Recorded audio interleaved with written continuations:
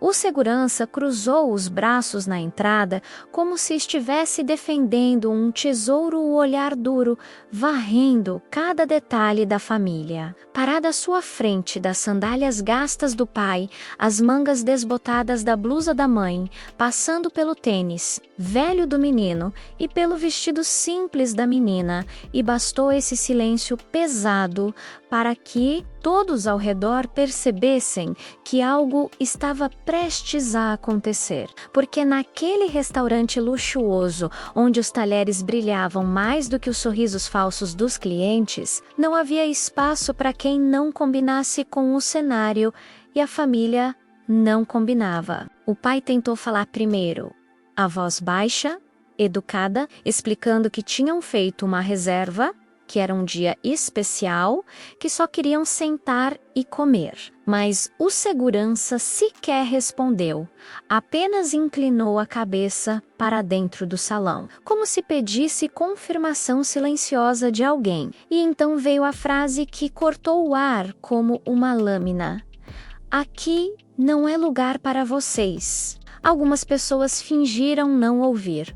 Outras ouviram bem demais, e houve quem sorrisse de canto, como se aquela exclusão fosse parte do entretenimento. A mãe apertou a bolsa contra o peito, o gesto automático de quem já conhecia aquele tipo de situação, e tentou manter a dignidade enquanto sentia o rosto queimar, mas o gerente apareceu logo em seguida, bem vestido, perfume caro, sorriso treinado, e repetiu a sentença com palavras mais suaves e ainda mais cruéis, dizendo que o restaurante tinha um padrão, que precisava manter a experiência dos clientes, que talvez fosse melhor eles procurarem outro lugar. O menino olhou para o chão, desejando desaparecer. A menina segurou a mão da mãe com força e o pai sentiu algo antigo se revoltar dentro dele.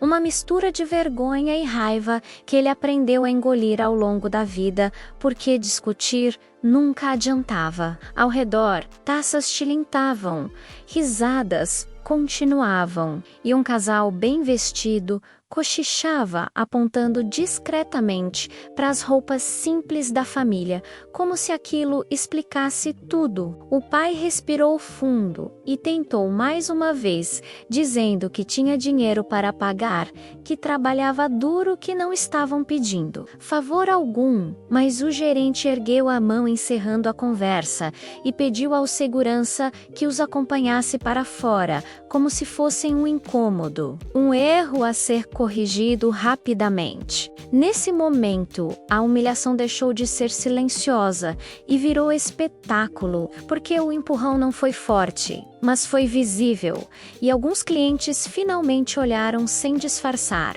avaliando, julgando, decidindo de que lado estavam. A porta se abriu, o ar frio da noite entrou e a família foi conduzida para fora, sob olhares curiosos, indiferentes ou satisfeitos. E quando a porta se fechou atrás deles, parecia que o mundo tinha se dividido claramente entre quem podia entrar e quem devia ficar do lado de fora. Do lado de fora, a mãe finalmente deixou escapar uma lágrima rápida, quase imperceptível enxugada, com o dorso da mão, enquanto o pai se desculpava. Sem saber exatamente pelo quê, talvez por ter acreditado que aquela noite poderia ser diferente.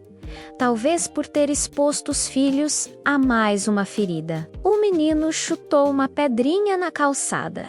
A menina perguntou baixinho por que eles não podiam comer ali se tinham dinheiro. E o pai não soube responder, porque algumas perguntas não têm resposta simples, só verdades amargas. Eles começaram a se afastar, tentando decidir o próximo passo, quando um carro preto de luxo parou em frente ao restaurante, chamando a atenção imediata, não só pelo brilho da lataria, mas pelo silêncio respeitoso que se formou ao redor, e o motorista desceu rápido, abrindo a porta traseira com cuidado quase cerimonial. Um homem saiu do carro, alto, postura confiante, terno sob medida, olhar atento, e bastou ele dar o primeiro passo em direção à entrada para que o gerente praticamente corresse. O sorriso agora, largo, exagerado, serviu, chamando-o pelo nome com um entusiasmo que não existia minutos antes. O homem respondeu com um aceno curto, mas antes de entrar, algo chamou sua atenção. Talvez o movimento da família se afastando, talvez a expressão abatida das crianças, talvez apenas um detalhe fora do lugar naquele cenário de luxo cuidadosamente controlado. Ele parou, virou o rosto e olhou diretamente para eles, um olhar que não julgava, mas analisava. E então fez a pergunta que ninguém esperava ouvir: por que aquela família está indo embora? O gerente hesitou por um segundo tempo suficiente para o segurança trocar o peso do corpo de uma perna para outra e respondeu, com uma versão polida da exclusão, falando de padrão de regras de imagem. Mas o homem não desviou o olhar da família. Caminhou alguns passos na direção deles, ignorando completamente o gerente, e chamou em voz clara para que parassem. A família se virou confusa, sem saber quem ele era, sem entender por que aquele homem elegante agora estava interessado neles. E naquele instante, antes mesmo de qualquer explicação, antes de qualquer revelação, o clima mudou, porque o silêncio que se formou não era mais de desprezo, mas de expectativa, e ninguém ali imaginava que aquela expulsão, feita por causa de roupa simples, estava a poucos segundos de se transformar no maior choque que aquele restaurante já tinha visto. O homem de terno preto caminhou até a família com passos firmes, e cada batida do sapato caro no chão parecia ecoar mais alto do que o normal, como se o próprio restaurante estivesse prendendo a respiração. Miguel sentiu o coração acelerar, não por esperança, mas por receio, porque ao longo da vida ele aprendeu que quando alguém poderoso se aproximava, raramente era para ajudar. Eduardo Montenegro parou a poucos metros deles, observou as crianças por um instante, depois olhou para Miguel e Helena e falou com uma calma que contrastava com toda a tensão do momento, perguntando se eles tinham sido expulsos. Miguel hesitou antes de responder, o orgulho ferido lutando contra a necessidade de proteger os filhos, mas acabou assentindo, dizendo apenas que parecia que as roupas deles não eram adequadas para o lugar. Eduardo franziu levemente a testa, não de surpresa, mas de desaprovação, e virou-se lentamente em direção ao gerente, que já suava visivelmente, mantendo o sorriso colado no rosto como uma máscara prestes a rachar. O milionário perguntou, em tom baixo, porém firme, se aquela era realmente a política do restaurante: expulsar famílias pela aparência. E o gerente começou a se enrolar em explicações vazias sobre experiência premium e perfil dos clientes, palavras bonitas para justificar algo feio. Enquanto isso, os clientes mais próximos fingiam não ouvir, mas esticavam o pescoço, curiosos, porque sabiam que algo grande estava para acontecer. Eduardo interrompeu o gerente no meio da frase, dizendo que não precisava de desculpas ensaiadas, apenas da verdade, e então fez algo inesperado. Pediu que Miguel repetisse, em voz alta, o que tinha acontecido. Miguel sentiu a garganta apertar, mas contou, com simplicidade e sem exageros, como tinham feito reserva, como tinham sido barrados, como tinham sido empurrados para fora, e a cada palavra o silêncio ficava mais pesado. Helena segurava a mão de Ana com força. Lucas observava tudo com atenção, tentando entender por que aquele homem elegante parecia diferente dos outros. Quando Miguel terminou, Eduardo ficou alguns segundos minutos em silêncio, olhando diretamente para o gerente, e então disse que aquilo era inaceitável, que nenhum lugar que se dizia respeitável podia tratar pessoas daquela forma. O gerente tentou se defender, alegando que apenas seguia regras, mas Eduardo respondeu que regras criadas para humilhar não mereciam ser seguidas. Ele então se voltou novamente para a família e fez o convite que ninguém ali esperava ouvir. Pediu que entrassem, que fossem seus convidados naquela noite. Miguel tentou recusar por instinto, dizendo que não queria causar problemas, mas Eduardo insistiu, afirmando que o problema já tinha sido causado e que agora precisava ser corrigido. A família entrou novamente pelo mesmo caminho de onde tinha sido expulsa minutos antes, mas agora sob olhares chocados, alguns constrangidos, outros claramente incomodados, porque aquela cena quebrava a hierarquia invisível que muitos ali consideravam natural. O segurança deu um passo para trás sem saber onde olhar. O gerente abriu espaço com rigidez no corpo, e as mesas próximas ficaram em silêncio absoluto. Eduardo conduziu a família até uma mesa central, uma das melhores do salão, e pediu que se sentassem, dizendo que queria que se sentissem confortáveis. Miguel sentou devagar, como se o chão pudesse desaparecer a qualquer momento. Helena agradeceu em voz baixa, ainda incrédula, e as crianças olharam ao redor com olhos arregalados, vendo de perto aquele mundo que até então parecia proibido. Eduardo sentou-se à mesa com eles, ignorando completamente os olhares ao redor, e pediu o cardápio mais completo, recomendando pratos, dizendo que queria que provassem o melhor da casa. O garçom, nervoso, anotava tudo com mãos levemente trêmulas, porque já tinha entendido quem aquele homem realmente era. Enquanto os pedidos eram feitos, Eduardo começou a conversar com a família de forma simples, perguntando de onde vinham, com o que. Miguel trabalhava como eram os estudos das crianças, e quanto mais ouvia, mais sério ficava. Seu semblante, não por desprezo, mas por indignação contida. Miguel contou sobre o trabalho duro, sobre as dificuldades, sobre como aquela noite era uma tentativa de fazer algo especial para os filhos. E Eduardo ouviu tudo sem interromper. Em algum momento, ele comentou que o restaurante tinha sido criado para ser um lugar de celebração, não de exclusão, e que se aquilo estava acontecendo, algo estava muito errado. O clima no salão já não era o mesmo, porque a presença daquela família ali, sentada à mesa central, ao lado do homem mais importante do lugar, era um lembrete incômodo de que o poder podia virar de lado a qualquer instante. Quando os pratos começaram a chegar, Eduardo fez um gesto chamando o gerente, e em voz baixa, mas suficientemente firme para ser percebida por quem estava perto. Pediu que lhe explicasse novamente qual era o padrão do restaurante, olhando diretamente nos olhos dele. O gerente engoliu em seco, sem saber o que dizer. E naquele instante ficou claro que aquela noite ainda estava longe de acabar, porque o dono não tinha trazido a família de volta apenas para jantar, mas para mostrar a todos ali uma lição que ninguém esqueceria tão cedo.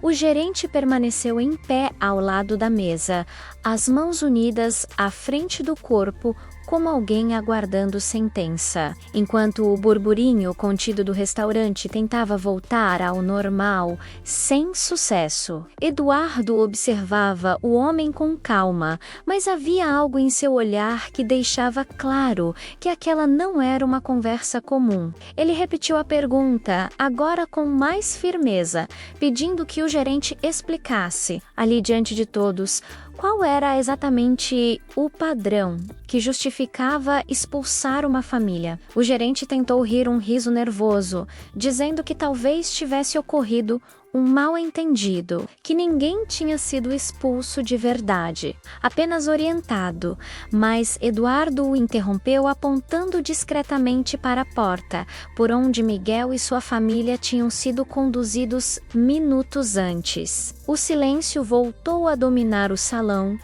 e alguns clientes começaram a se sentir desconfortáveis, porque perceberam que não havia mais como fingir que nada estava acontecendo. Eduardo então pediu que o segurança se aproximasse também, e o homem, visivelmente tenso, obedeceu, mantendo os olhos baixos. O dono do restaurante perguntou do forma direita, quem tinha dado a ordem para retirar a família, e o segurança olhou rapidamente para o gerente antes de responder que apenas cumpria instruções. Eduardo assentiu, como se já esperasse aquela resposta, e voltou-se novamente ao gerente, dizendo que assumir responsabilidade fazia parte do cargo que ele ocupava. Miguel observava tudo em silêncio, sentindo-se pequeno naquele cenário grandioso, mas ao mesmo tempo tomado por uma estranha sensação de justiça,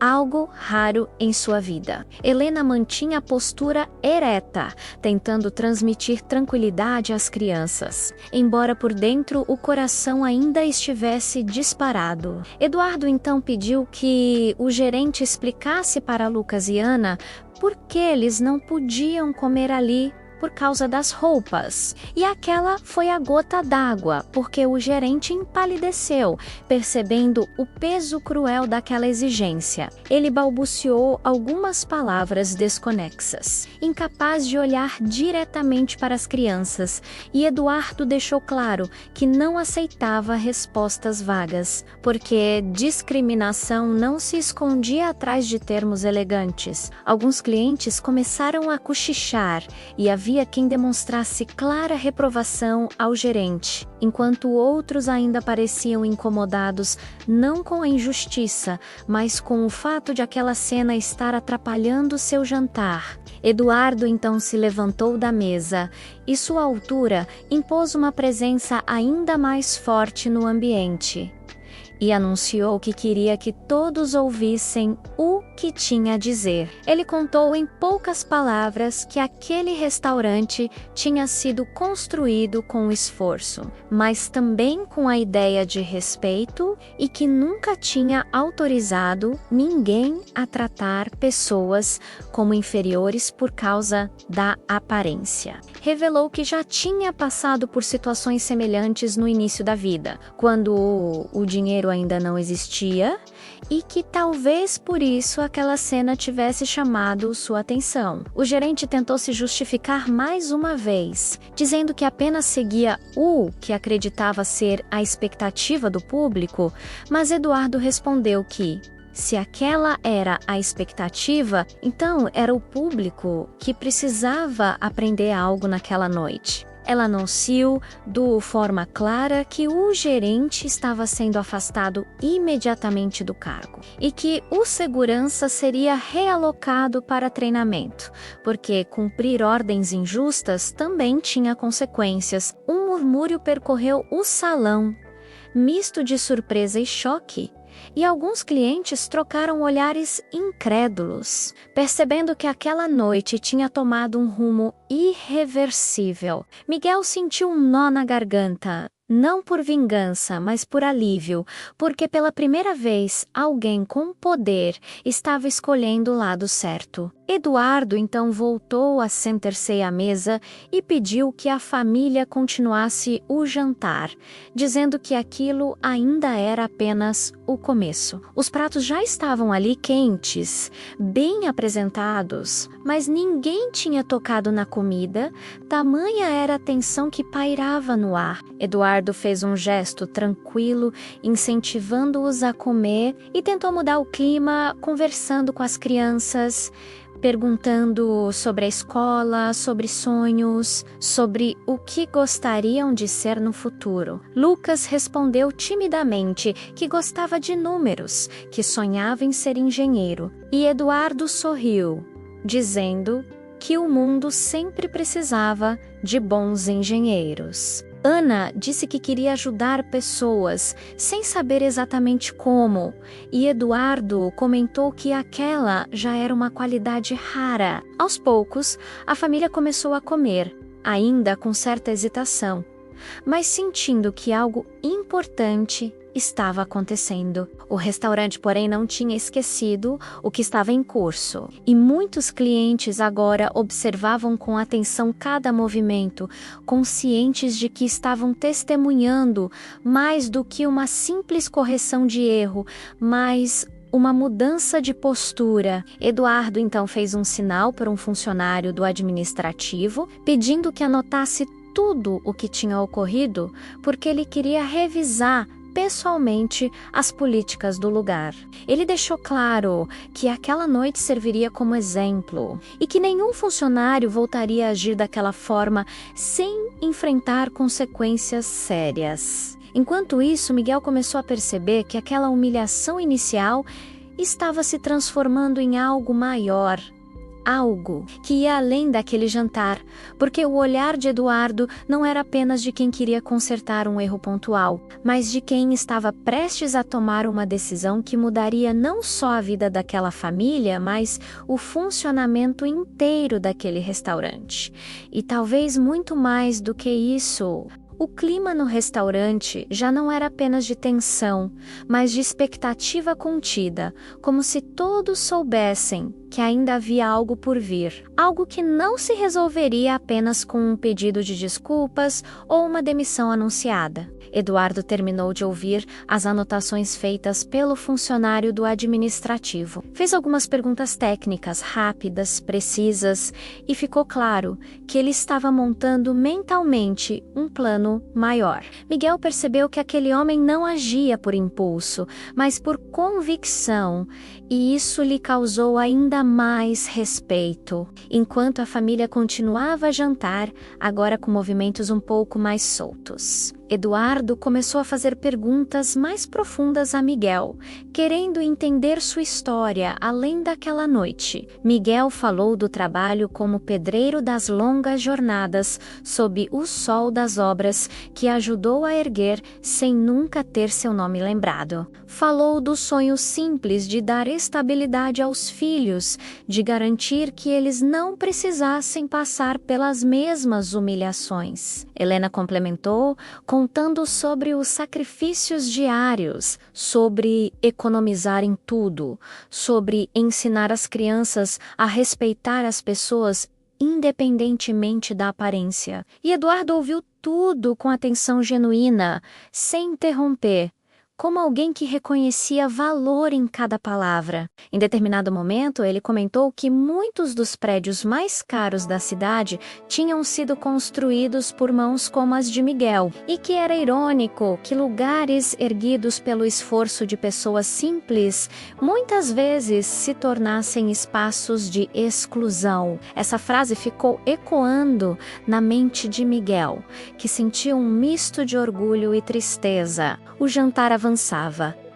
e alguns clientes já tinham perdido completamente o apetite, enquanto outros observavam em silêncio reflexivo, talvez revendo suas próprias atitudes. Eduardo então pediu que uma reunisse todos os funcionários disponíveis naquele turno. E quando eles se aproximaram, ele falou de forma clara e direta, sem elevar a voz, mas com autoridade incontestável. Disse que aquele restaurante passaria por mudanças imediatas, que treinamento de respeito e atendimento seria obrigatório, que nenhum cliente seria julgado pela aparência, e que qualquer funcionário que não concordasse com isso poderia procurar outro lugar para trabalhar. Alguns funcionários assentiram com alívio, outros com receio, mas ninguém ousou contestar. Eduardo então fez algo ainda mais inesperado.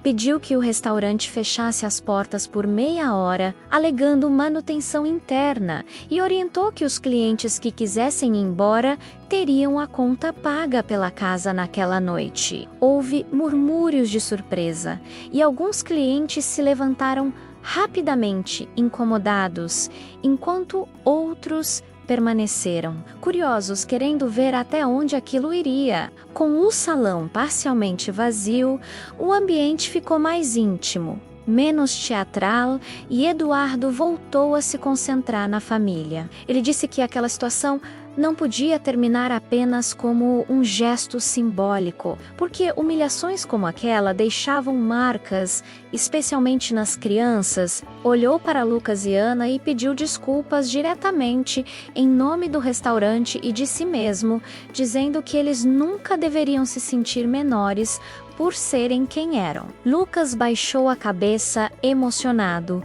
e Ana sorriu timidamente, como se ainda estivesse processando tudo. Eduardo então comentou que acreditava em oportunidades e que às vezes elas surgiam nos momentos mais improváveis, e perguntou a Miguel se ele estaria disposto a conversar com ele em outro momento, fora dali, sobre trabalho. Miguel ficou confuso, achando que talvez fosse apenas uma conversa educada, mas respondeu que sim, que estaria disposto. Eduardo explicou que estava expandindo alguns projetos imobiliários e que precisava de pessoas de confiança, gente que conhecesse o valor do trabalho duro. Não fez promessas explícitas, mas o tom deixou claro que aquela conversa não seria vazia. Helena segurou a mão do marido por baixo da mesa, sentindo uma esperança cautelosa nascer,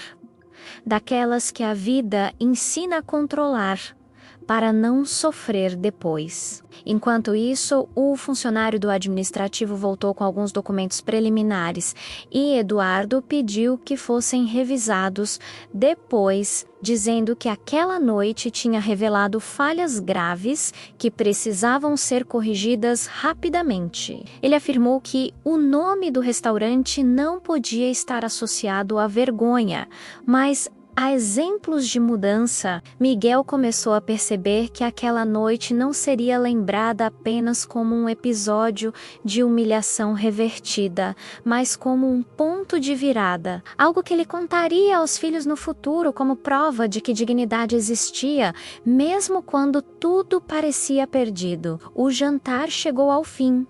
Sobremesas foram servidas e, apesar do ambiente ainda carregado, havia uma sensação diferente no ar, quase como um alívio coletivo. Eduardo então se levantou novamente, dizendo que precisava resolver algumas questões internas, mas que antes queria deixar claro para todos ali que aquela família era convidada especial da casa sempre que quisesse voltar. Ele se despediu das crianças com um aperto de mão gentil e um sorriso sincero e saiu em direção ao escritório, deixando para trás não apenas um restaurante em transformação, mas uma família que começava a enxergar um futuro que até poucas horas antes parecia inalcançável. A noite já avançava quando Eduardo retornou do escritório, o semblante mais sereno, como alguém que tinha tomado decisões difíceis, porém necessárias. O restaurante ainda estava parcialmente vazio, as luzes um pouco mais suaves, e a família permanecia à mesa, conversando em tom baixo, como se temessem quebrar aquele instante frágil de normalidade recém-conquistada. Eduardo se aproximou e disse que tudo o que precisava ser resolvido internamente já tinha sido encaminhado e que no dia seguinte um comunicado oficial seria enviado aos funcionários, deixando claro que o episódio daquela noite não seria varrido para debaixo do tapete. Ele sentou-se novamente com a família por alguns minutos. Não como dono do lugar, mas como alguém interessado em pessoas, e comentou que muitas vezes o dinheiro afastava as pessoas da realidade, criando bolhas onde a empatia não entrava. Miguel ouviu em silêncio, sentindo que aquela conversa ia muito além de um simples jantar. Eduardo então entregou a Miguel um cartão simples sem ostentação, apenas com um nome e um número, e disse que queria que ele ligasse na semana seguinte, porque a conversa sobre trabalho não era um gesto de pena, mas de reconhecimento. Miguel segurou o cartão com cuidado, como se fosse algo frágil demais para o peso de suas mãos calejadas, e agradeceu com a voz embargada, dizendo que nunca tinha pedido nada além de respeito. Eduardo respondeu que respeito não se pedia, se exigia, e que aquela noite tinha sido uma lição para todos ali, inclusive para ele mesmo. As crianças observavam a troca em silêncio, e Lucas perguntou, com a inocência que só a infância permite, se aquele lugar agora aceitava todo mundo. Eduardo sorriu e respondeu que aquele lugar estava aprendendo a ser melhor, assim como as pessoas. Quando a família finalmente se levantou para ir embora, não houve pressa, não houve olhares de reprovação. Apenas alguns funcionários se aproximaram para se despedir, alguns pedindo desculpas sinceras pelo que tinha acontecido. Uma Tri acompanhou a família até a porta, mantendo a postura respeitosa. E ao atravessarem novamente a entrada, Miguel sentiu que aquela porta, que antes tinha simbolizado exclusão, agora representava algo diferente, quase um recomeço. Do lado do fora, o ar da noite parecia mais leve, e Helena respirou fundo, como se finalmente pudesse soltar um peso que carregava há anos. No caminho para casa dentro do ônibus simples, que pegaram, ninguém falou por alguns minutos, cada um perdido em seus próprios pensamentos, até que Ana quebrou o silêncio dizendo que gostou do restaurante não pela comida, mas porque alguém tinha sido gentil com eles. Essa frase simples atingiu Miguel como um soco suave, porque ele percebeu que, apesar da dor inicial, aquela experiência tinha deixado uma marca positiva nas crianças. Nos dias seguintes, a história se espalhou primeiro em comentários discretos, depois em redes sociais, até virar assunto na cidade. E o restaurante passou a ser visto não apenas como um lugar de luxo, mas como um símbolo de mudança, ainda que muitos duvidassem da sinceridade da transformação. Miguel ligou para o número do cartão com as mãos trêmulas, foi atendido com naturalidade e marcou uma conversa que, semanas depois, resultaria em uma oportunidade de trabalho melhor, estável, com reconhecimento e dignidade. Não foi um conto de fadas imediato. Não houve riqueza repentina, mas houve algo talvez mais valioso.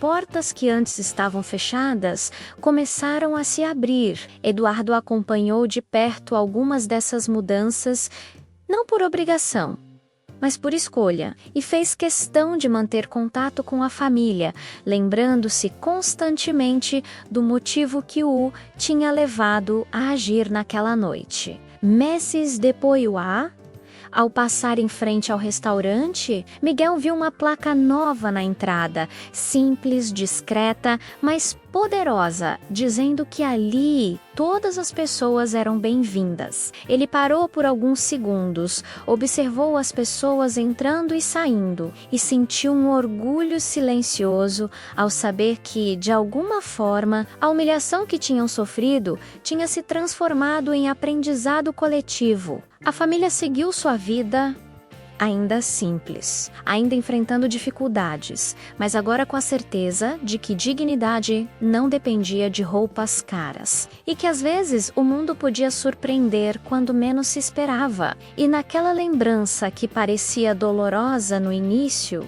Miguel encontrou força para ensinar aos filhos que o valor de uma pessoa nunca está no que ela veste, mas em quem ela é, e que mesmo quando portas se fecham com desprezo, outras podem se abrir com justiça, mudando destinos de maneiras que ninguém naquela noite poderia ter imaginado.